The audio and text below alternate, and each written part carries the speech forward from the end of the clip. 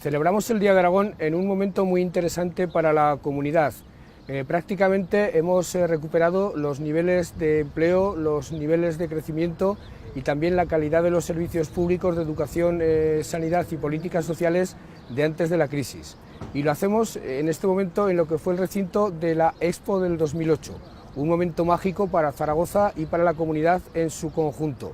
La crisis paralizó muchos de los efectos positivos de la Expo, muchos de los procesos económicos, culturales y sociales iniciados, y ahora es el momento de reanudarlos. Aragón, Zaragoza se pusieron en el escaparate del mundo entero y ahora mismo, cuando celebramos este día, nos proponemos seguir volviendo a ocupar en ese escaparate el lugar que tuvimos entonces. Feliz Día de Aragón para todos los aragoneses y, por cierto, para todos los españoles que nos quieran visitar.